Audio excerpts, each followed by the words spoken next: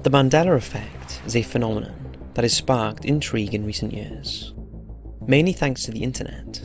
The phrase was originally coined by paranormal expert Fiona Broome back in 2010. Broome recalled Nelson Mandela's passing, complete with detailed footage of his funeral, as happening during his stint in prison in the 1980s, when in fact Nelson Mandela actually died in December of 2013. This term is now used to describe things that are somehow different to the way people remember them, and you can find a host of well-publicised Mandela effects. These range from popular movie scenes and song lyrics to favourite brands of snack foods and company logos. You can take a look at some of the more frequently documented examples in a previous video we've done. There are essentially two schools of thought when it comes to Mandela effect. Firstly, the one psychological experts and skeptics favour, that the Mandela effect is nothing more than collective false memories. But even if that were the case, it's hard to explain how can so many people be wrong. Then there is the alternate theory that we are looking at today that suggests we live in a virtual reality, and similar to the movie The Matrix, the world around us is just an illusion. In the movie, it shows that humans are actually slaves to machines, functioning as their subordinate energy source. The experiences we have are not our own. They are the result of a computer-simulated reality controlled by a higher intelligence. Now, we all know The Matrix is not real and is just a work of science fiction. However, you will know, if you watched our previous video on space mysteries, that there is some compelling evidence to suggest that we do live inside a simulation. While this hypothesis is the source of much debate, it did spark the attention of others with an active interest in the subject. And in 2016, it was reported that two unnamed billionaires have actually employed a team of scientists to help them figure out if they could escape from any existing simulation. Then there is the multiverse theory that outlines the idea that there are possibly an infinite number of realities or parallel dimensions, which theoretically we may be able to switch between. But here's where a computer-simulated reality could differ from this.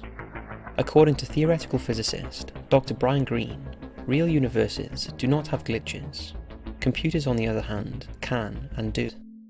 It could be argued that distant memories become blurry and inconsistent due to the passing of time. But what if objects began to change before our very eyes, seemingly with no reasonable explanation? Let's imagine that you awoke one day to find that your car was not the same colour as you remembered it to be.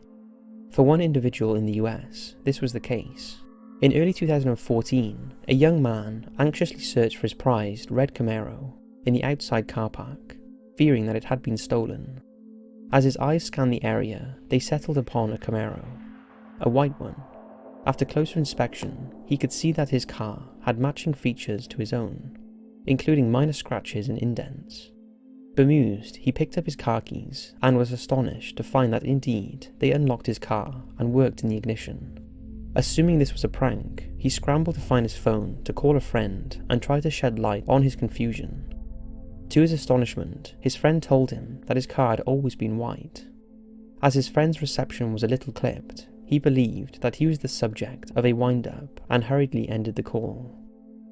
The young man, not ready to believe what his eyes were telling him, desperately searched for a glimpse of his red car. His endeavour proved fruitless. Desperate to know what was going on, he searched his photo library, and there, pictured several times, was him standing next to a white 1996 Camaro. Even the car's citation read white, next to its colour description. Shockingly, the man claims his motive for buying the car in the first place was its striking colour, red.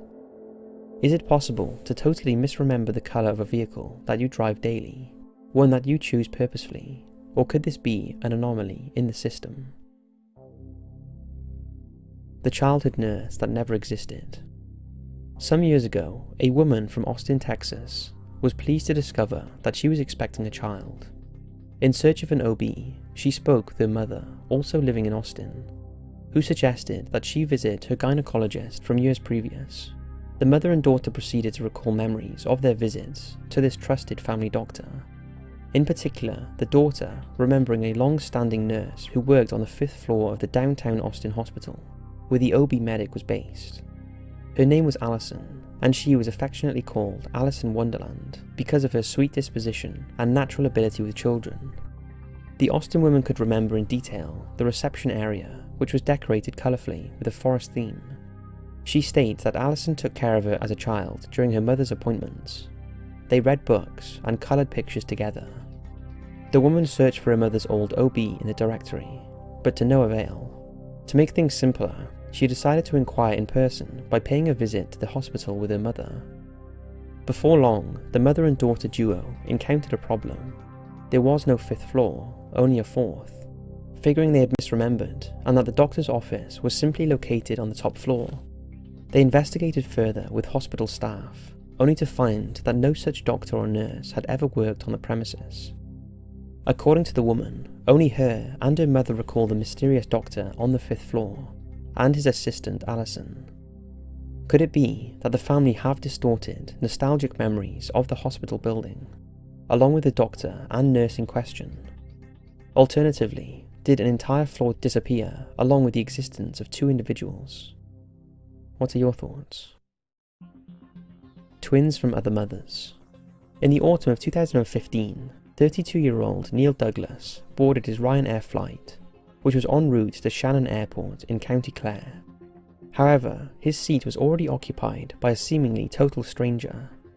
To Douglas's surprise, the man in his seat bore an uncanny resemblance to his own reflection. Robert Sterling, who was 35, had apparently swapped his seat to accommodate a couple nearby. The 2 gentlemen couldn't get over their likeliness, having similar smiles, hairstyles, and beards. They were also both sporting a black top. After the initial shock subsided, the pair began to see the funny side and dubbed themselves twins from other mothers.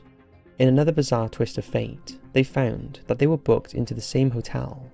Naturally, after landing, they decided to share a pint together and laugh about the whole encounter. After Douglas posted a photo on Twitter, it went viral, and people were stricken with disbelief, not only because of how similar the 2 men appeared, but by the story itself, and how these men ended up crossing paths. Do you consider this to be a chance encounter, nothing more than a string of coincidences? Or is this just too weird to explain with logic? Doppelgangers.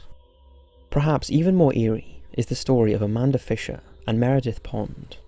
When in 2015, a friend told Fisher about a girl on Instagram who could be her twin, curiosity got the better of her. Having no luck on Instagram, Fisher, who is 23 and from Texas, decided to trace her double via a different app. Eventually she was discovered to be Meredith Pond, who is 22 and from Indiana. According to Fisher, she found her Facebook page, and the 2 are now in regular contact. They have reportedly exchanged many photographs, some as far back as their childhood. The photographs which they have shared have been labelled as a hoax by many. It's been speculated that the photographs are of the same woman, as the supposed individuals are just too alike for there to be any truth to the tale. They appear to be identical twins, yet allegedly they are unrelated. As an added observation, even their names Fisher and Pond are strangely connected. Are these women doppelgangers, or is this merely deception fueled by social media? Or is it possible that there are copies of each of us? People that are similar, but not quite the same.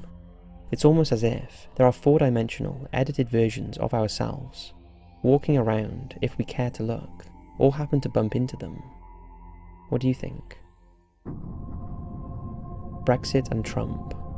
In 2016, many residents of both the UK and the USA were left dumbfounded by major political events. The UK voted to leave the European Union, known unofficially as Brexit. The decision caused a shockwave throughout the nation.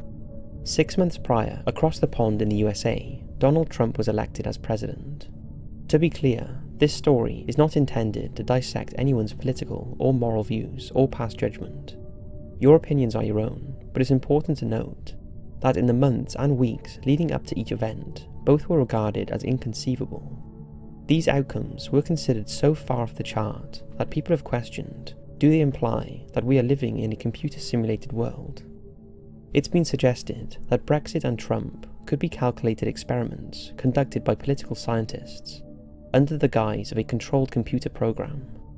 This could be a way to gather data to find out how and if Britain can thrive outside of the EU, and if America can triumph despite having a controversial person governing the country.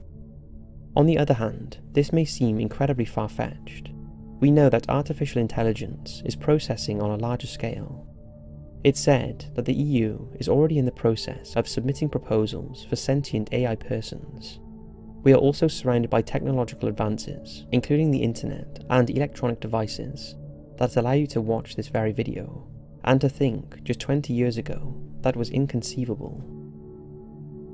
So to finish off, do you think that we live in a simulated reality? I'd love to hear your thoughts on this, and if you have any examples of the Mandela Effect, or examples that may suggest we live in a simulated reality or parallel universe, then I'd love to hear them. Thanks for watching, and I'll see you in the next video.